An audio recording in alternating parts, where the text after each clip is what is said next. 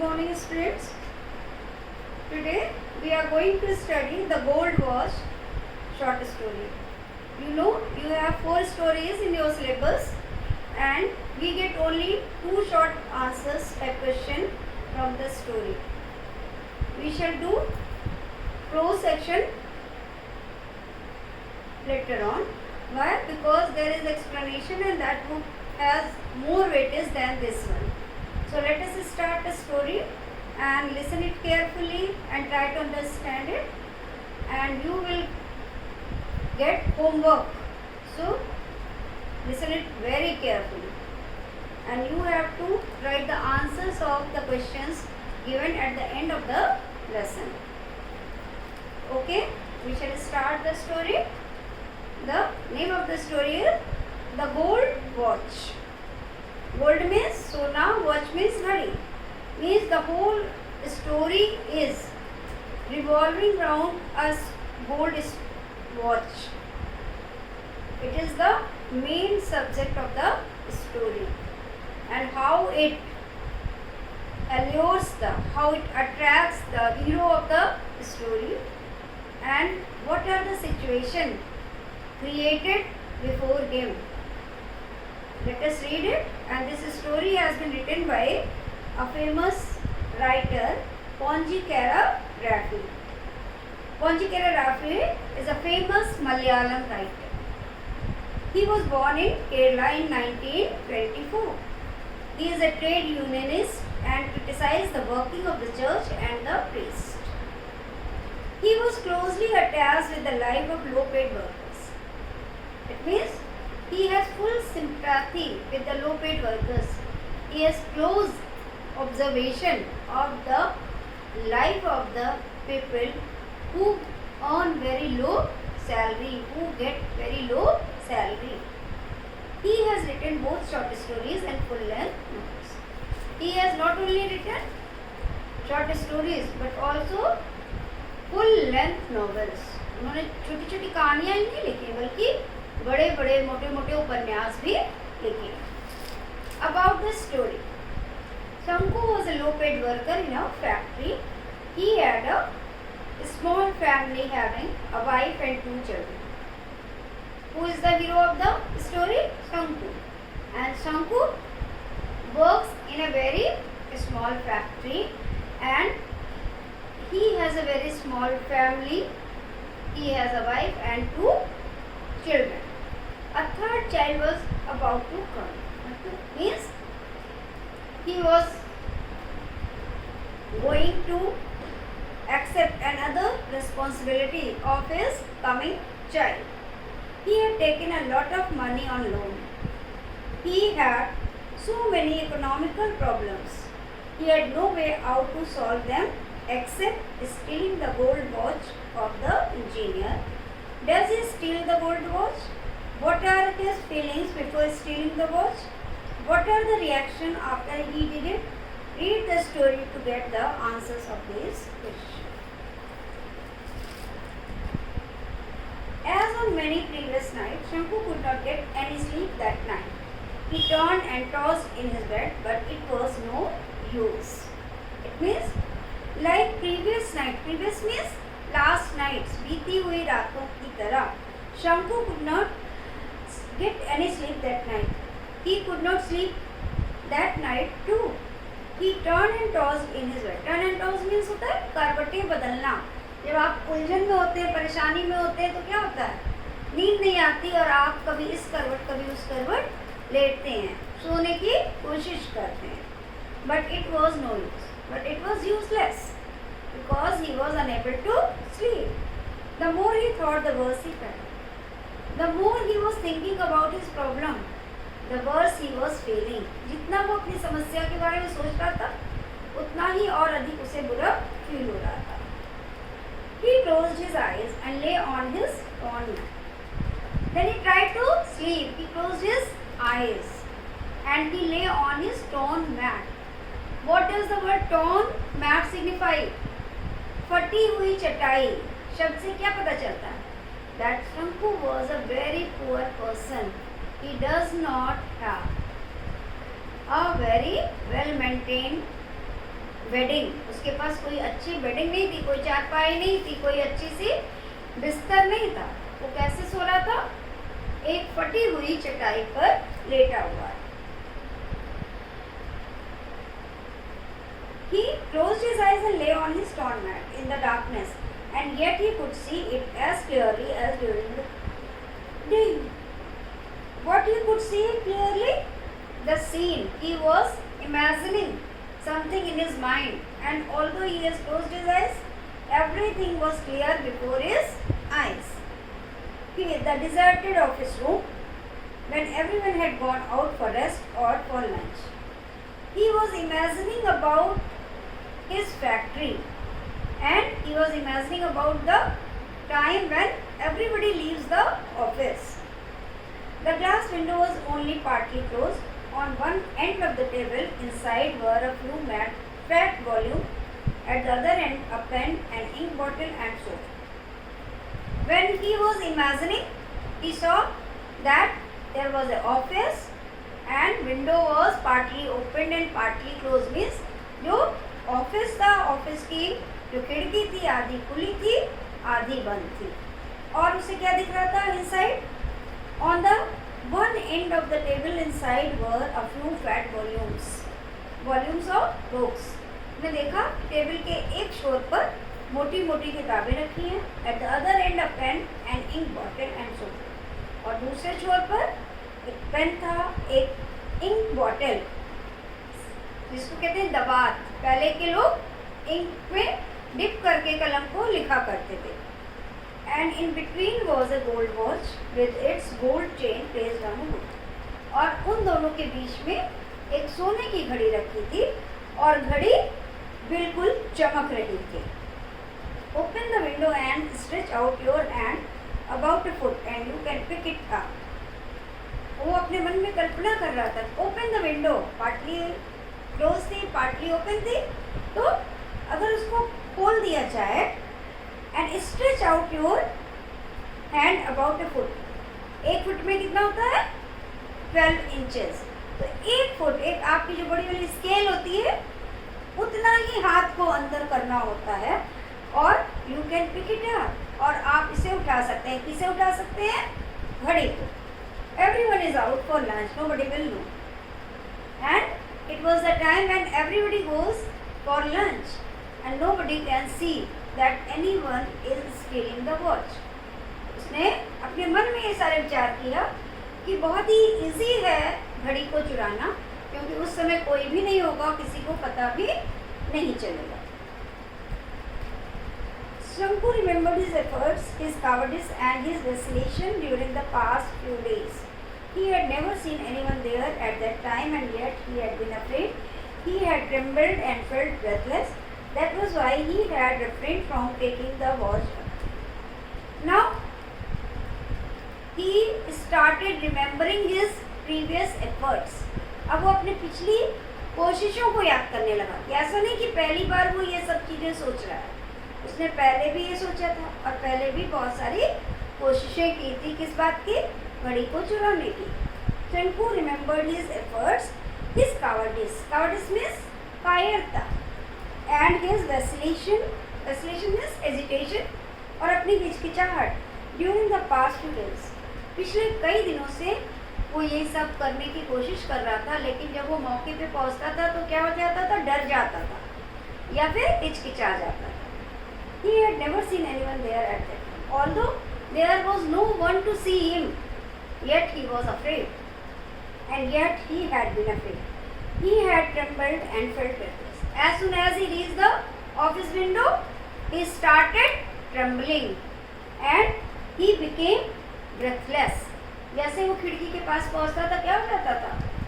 वो कांपने लगता था और उसकी सांसें उखड़ने लगती थी। That was why he had refrained from taking the watch every time, and this was the reason he could not steal it. He checked himself from stealing the watch. वो अपने आप को घड़ी चुराने से रोक लिया करता था। क्यों? क्योंकि जैसे ही वो चोरी करने के लिए कोशिश करता था, उसके हाथ कांपने लगते थे, शरीर कांपने लगता था और उसकी सांस फूलने लगती थी। It would not do to put it off any longer. If he thought any further, he would not be able to do anything. He might even blurt out his intention accidentally, so he must take it tomorrow. Suppose he did not. Now, there is a conflict in his mind. Everybody face this type of situation.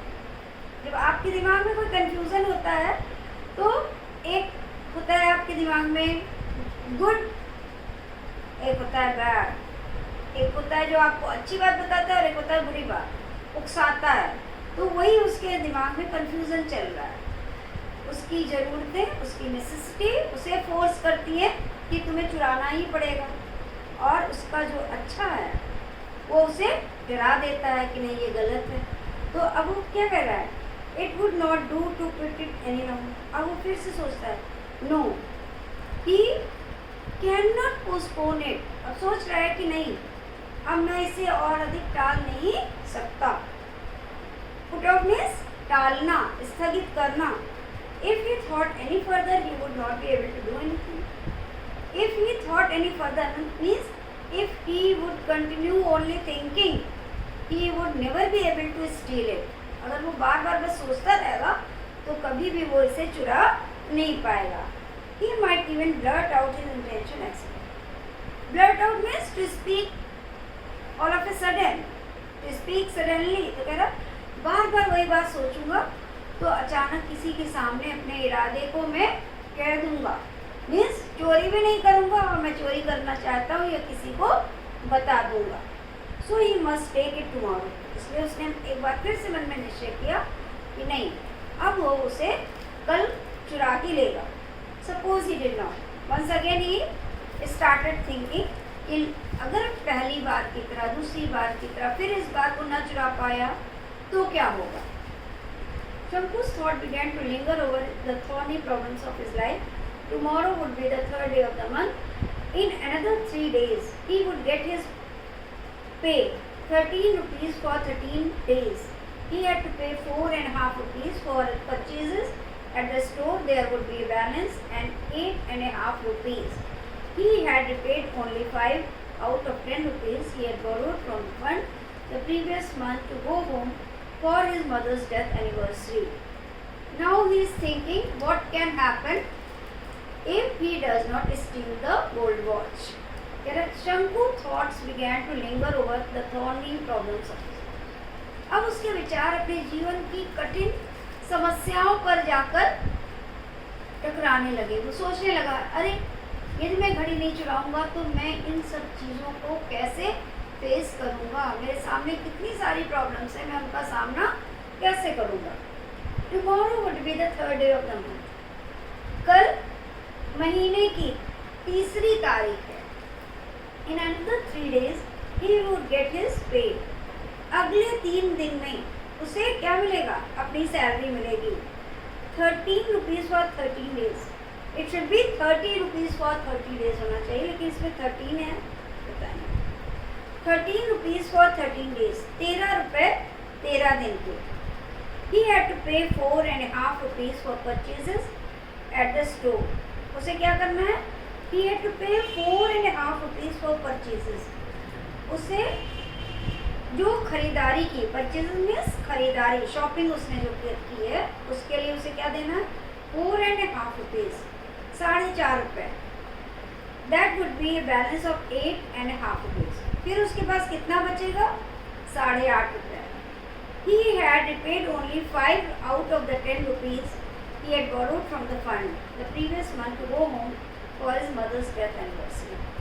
Death anniversary माने होता है वर्षी. जब किसी के घर में किसी की डेथ हो जाती है तो 1 साल के बाद उस तिथि को फिर कुछ संस्कार होते हैं उनको किया जाता है. तो शंकु ने पिछले महीने अपनी माँ की वर्षी अपने फंड से 10 रुपये उधार लिए थे. Now he must pay the remaining 5 rupees with the interest at 6 पैसे रुपी a week. जिसमें से उसने 5 लौटाए थे, बाकी के 5 बचे ब्याज सहित. इंटरेस्ट मने ब्याज के साथ लौटाना था, जो कुल मिलाकर 6.25 रुपये हो गए थे. At the tea shop he owed over 3 rupees for 2 weeks besides previous arrears amounting to ₹1.5.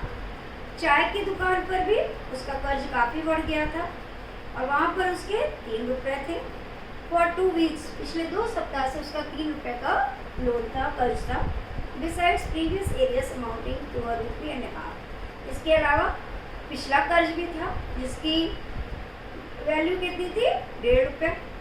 He owed ₹6 to Ali for supplying extra rice, beedies and other odds and ends. इसके अलावा अली नाम का एक शॉपकीपर था जिसे उसे ₹6 देने थे। किस चीज़ के? चावल, बीड़ी और दूसरे सामानों के। 1 month's house rent was ₹3. उसके घर का 1 महीने का किराया कितना था? ₹3। In addition to these sums, he had taken small loans of 12 paise, 25 paise and 50 paise from several people.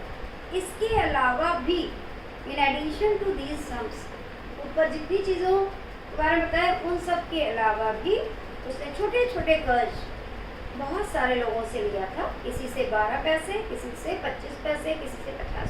बच्चों ये कहानी बहुत पहले लिखी गई है, जिस समय 1 नया पैसा भी चलता था, 2 नया पैसा भी चलता था। अब तो 50 पैसा भी नहीं चलता, ₹1 का सिक्का सबसे छोटा सिक्का होता है। और हम लोगों के समय में, जब हम लोग छोटे थे, बच्चे थे, तो 1 नया पैसा, 2 नया पैसा, 3 नया पैसा, 5 नया पैसा ऐसे चलता था।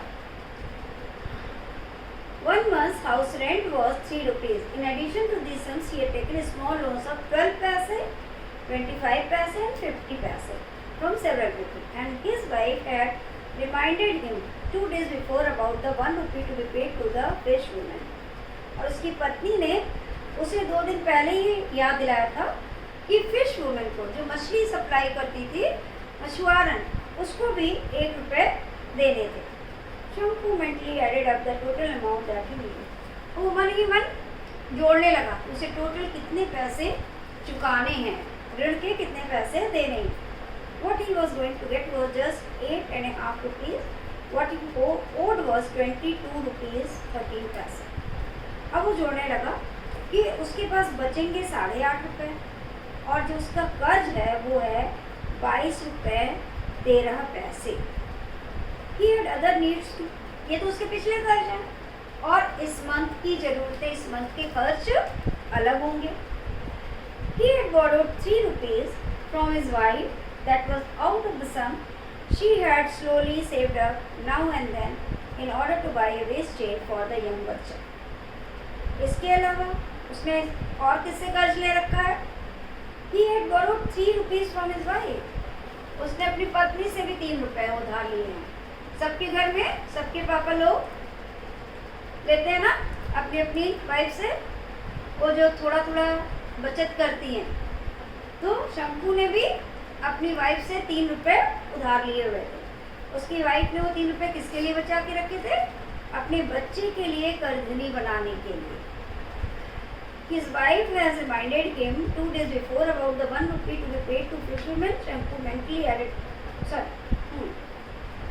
he had borrowed ₹3 from his wife. This was out of the sum she had slowly saved up now and then in order to buy a waist chain for the younger child. उसने धीरे धीरे एक एक नया पैसा करके इसे जोड़ा था अपने छोटे बच्चे के कमर में पहनाने के लिए, कर्जनी खरीदने के लिए। वेस्ट चेन, कमर में पहनाने वाली जंजीर। He had assured her that he would buy it out of his pay that month. और पैसे लेते समय उसने प्रॉमिस किया था कि इस महीने की सैलरी से वो खुद लाकर बच्चे को वेस्ट चेन देगा। Shanku's heart beat uncontrollably fast. Through his heartbeats, he could hear the harsh voice of the tea shop owner, Kochunni, Ali's hollow laughter and vulgar words, and the irritating talk of Lonappa, who was in charge of the fund. Shanku's heart beat uncontrollably fast. Uncontrol माने क्या होता है? नियंत्रित। Uncontrol माने अनियंत्रित। तो कह रहे शंकु का दिल अनियंत्रित रूप से, एडवर्ब है बच्चों, अनियंत्रित रूप से तेजी से धड़कने लगा। Through his heartbeats, he could hear the harsh voice of the tea shop owner, Kochunni. क्योंकि ये मलयालम राइटर ने लिखा है ना, तो ये नाम भी कुछ आपको सुनने में अजीब से लग रहे होंगे। तो वो अपने हार्ट बीट के बीच में चाय की दुकान का जो मालिक था, जिसका नाम था कोचुंगी, उसकी कर्कश आवाज़ को सुन पा रहा था, इमेजिन कर पा रहा था। अलीज हॉलो लाफ्टर, और अली के खोखले मुंह से हंसने की आवाज़, वल्गर वर्ड्स और अपशब्द, and the irritating talk of Lonappo, और लोनप्पो की इरिटेटिंग, गुस्सा दिलाने वाली बातें। Who was in charge of the fund? जो फंड का इंचार्ज था, जिससे उसने अपनी माँ की वर्सी के लिए पैसे लिए थे। He felt that they were all surrounding him like rowdy boys.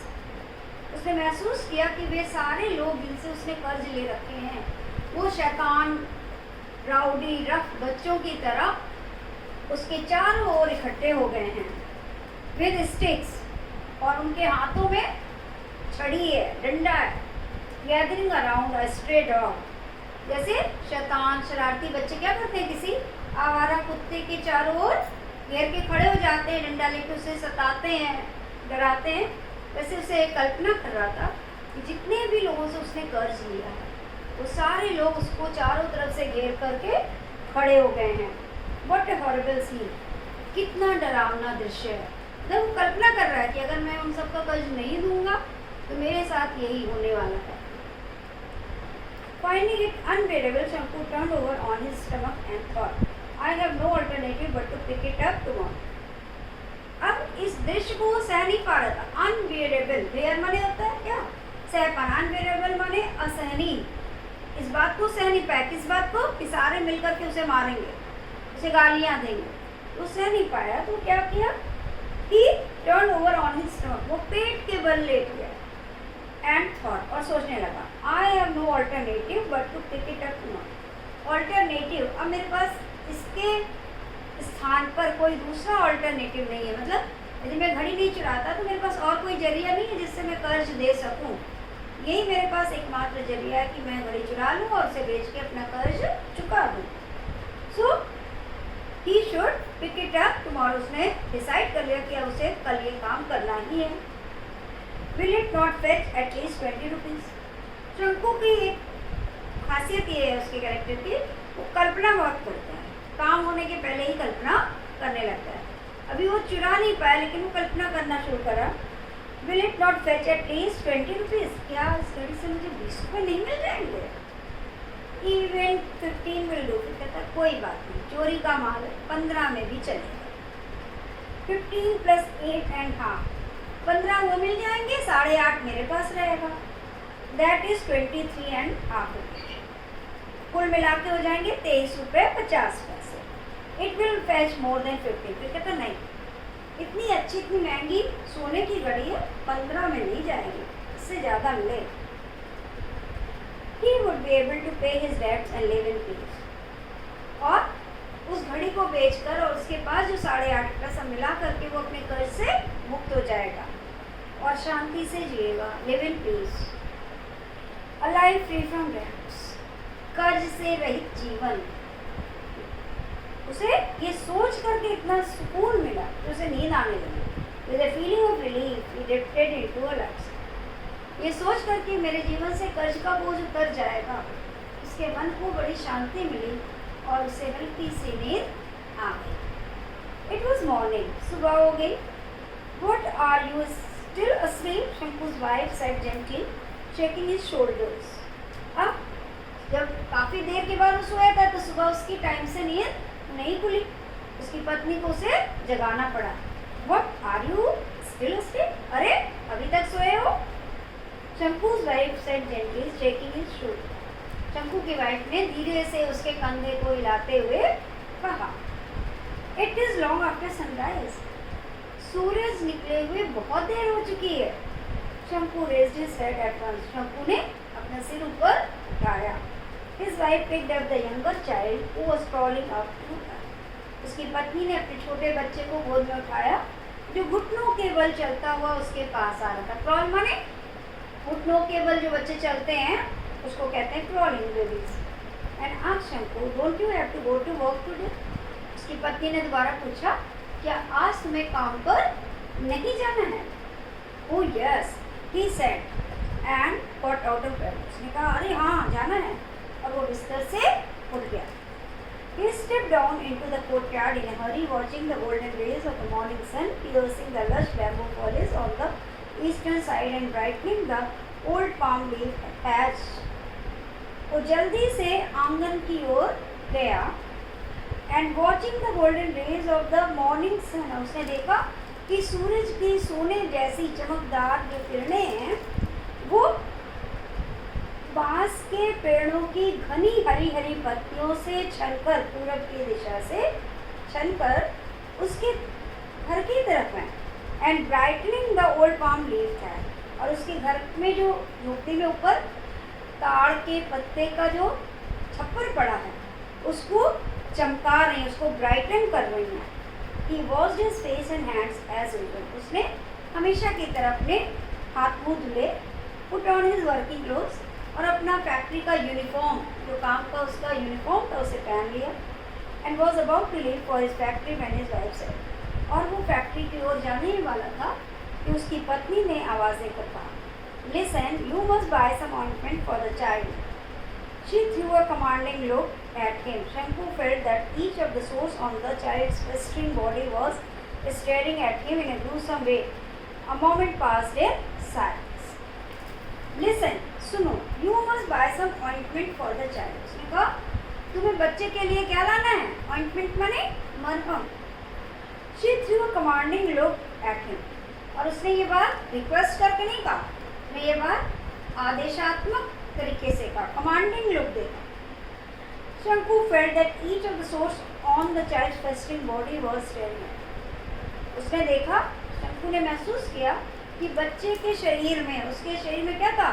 Source माने वुंड, घाव होते, उसकी पूरी बॉडी में फफोले पड़े हुए थे. फफोले समझते हो बच्चों? जब कोई व्यक्ति जल जाता है या कोई दाना वगैरह निकल आता है तो कुछ उभरा उभरा सा हो जाता है, उसमें कुछ पानी पानी सा भर जाता है, उसको कहते हैं फफोले. तो उसने देखा कि बच्चे के पूरे शरीर में घाव है, फफोले हैं, और उसे लग रहा था कि वो सारे फफोले उसकी ओर घूर घूर करके देख रहे हैं. इन ग्रूसम वे, बहुत ही डरावने तरीके से. ग्रूसम माने टेरिबल तरीके से. A moment passed in silence.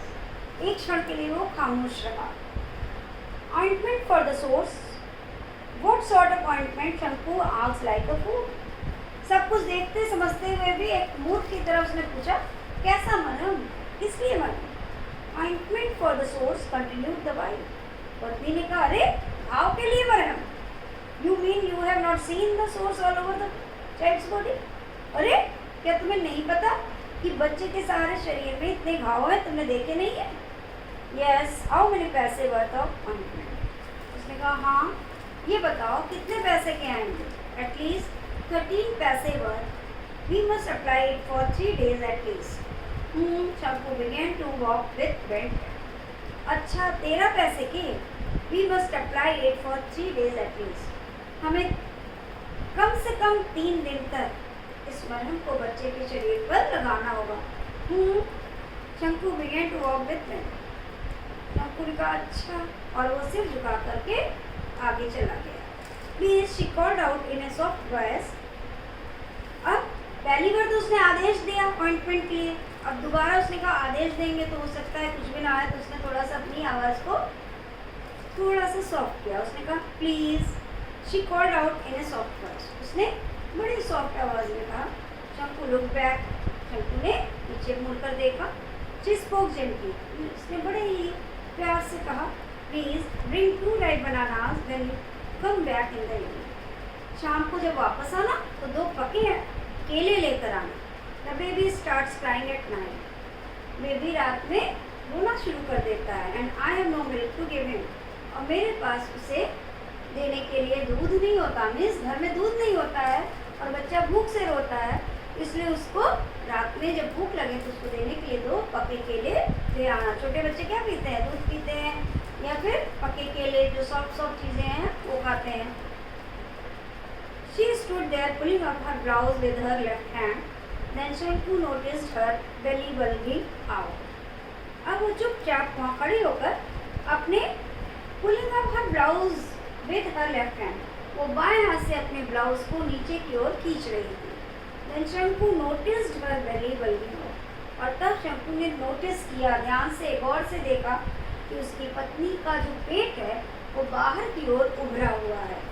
Was yet another burden on the way? शंकु was stunned. शंकु हक्का बक्का रह गया. क्या एक नई जिम्मेदारी आने वाली है? He cursed himself. अब वो अपने आप को कोसने लगा. And with a deep sigh he resumed his walk to the factory. और एक गहरी सांस लेकर वो फैक्ट्री की ओर चल पड़ा. Listen, do not forget, the wife reminded him. Shanku nodded and his head and walked on. सुनो, भूलना मत. उसकी वाइफ ने उसे फिर से याद दिलाया. शंकु ने अपना सिर हिलाया और वो फिर से चल पड़ा. ओके बच्चों, आज आपकी स्टोरी का ये हाफ पार्ट हुआ है. अब नेक्स्ट टाइम मैं इसका सेकंड पार्ट भी कंप्लीट करा दूंगी, और आप इसके जो भी क्वेश्चन है पीछे दिए हुए हैं, जितना हिस्सा पढ़ लिया है उसके क्वेश्चन आंसर टिक करने की कोशिश कीजिएगा. ओके, बाय बाय बच्चों, थैंक यू.